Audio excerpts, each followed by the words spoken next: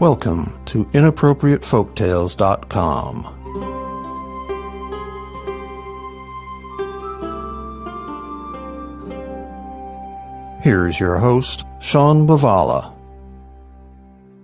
There once was a family that had 7 brothers. Can you imagine living in a family with 7 brothers? But yet, that is how this home was. The parents prayed that someday God would send them a daughter. It wasn't much longer that their prayers were answered, and they were given a daughter. She was sickly, and the parents, fearing that she was closer to death than she was to baptism, sent the brothers to the river with a pitcher and said to them, "Brothers, hurry quickly, go to the river, fill the pitcher with water, and return quickly so that we may baptize your sister before she dies."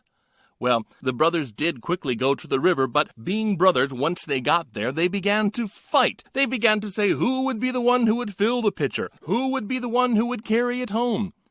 The father, back waiting at the home, knew what was going on and why it was taking so long. He knew his sons. He knew that they would be fighting over something trivial. And out of anger and frustration, he called out, "Oh, that my sons would be turned into ravens and never bother us again." And as soon as he said that, the brothers were turned into ravens and flew out of the forest, not to be seen again. The parents raised the daughter as if she were an only child and never told her about her brothers. One day, when the child was older, she went to the very same river to fill a pitcher of water for the family. But when she got there, a water fairy rose from the river and said, "Daughter, do you not know that your brothers were turned into ravens on the day of your baptism?" The daughter said, "I do not have any brothers. I am an only child. You must be confusing me with someone else." "No," said the fairy. "You have 7 brothers, and on the day of your baptism, your father turned them into ravens, and only if you seek them out will they be turned back into human beings again." The daughter was confused. "I would not even know where to begin to find my brothers." The water fairy said, "Daughter, seek out the sun, seek out the moon, and seek out the stars. They will help you find your brothers." And the water fairy returned to the river. The daughter returned home and inquired of her parents if it were indeed true that she had 7 brothers. "Yes," said the parents, "you did have 7 brothers, but they were turned into ravens on the day of your baptism." The daughter decided to set out to free her brothers, and so gathered a few cakes and some wine in a bag and began to seek out the sun. Now she traveled for a very long time, and when she finally came to the sun growled at her, "I do not have time for children. Leave me before I burn you away."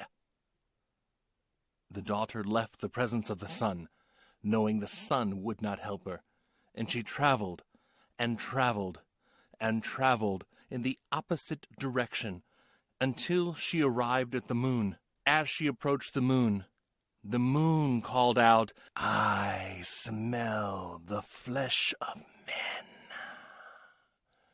And the daughter knew that the moon indeed would not help her. She traveled even further in yet another direction until she came to the stars. And the stars said, "Yes, we will tell you where your brothers are and how to free them. Take this." And they handed her a dried chicken bone, as if it came from the leg of a chicken. They said, "Take this bone, and when you arrive at the mountain where your brothers are ravens, take the bone and put it in the lock of the door.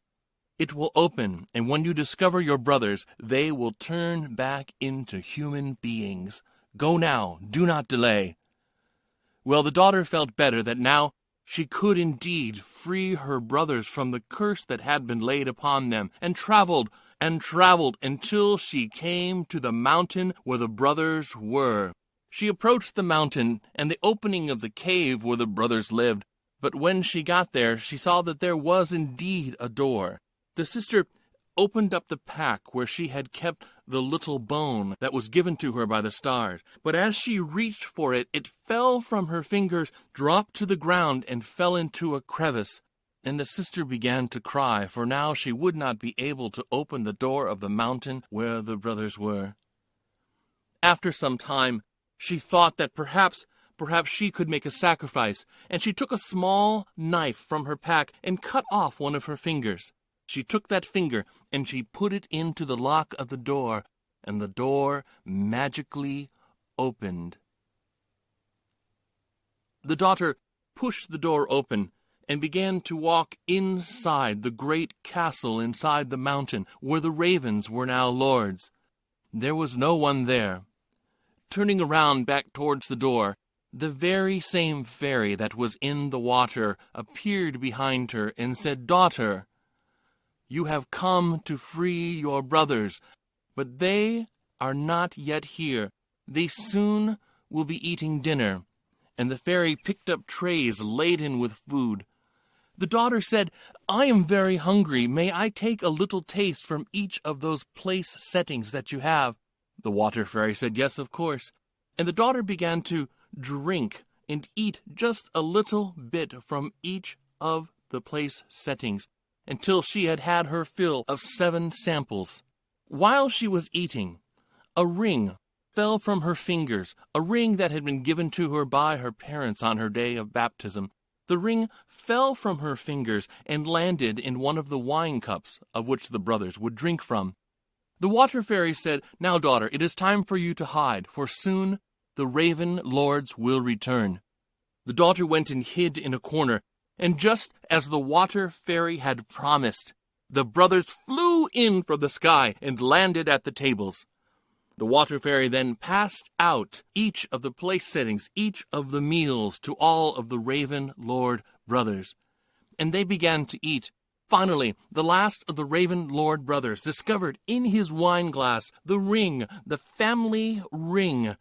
He recognized it immediately and called out, "Sister, sister, are you here?" The sister appeared from hiding, and the brothers all in unison cried, "Our sister has returned."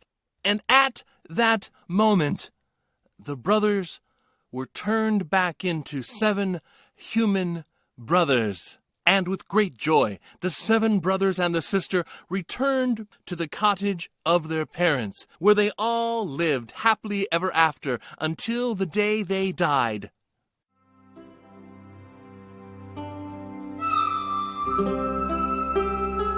You've been listening to Something Uncomfortable from InappropriateFolktales.com. Copyright 2016. All rights reserved. For more information, visit us online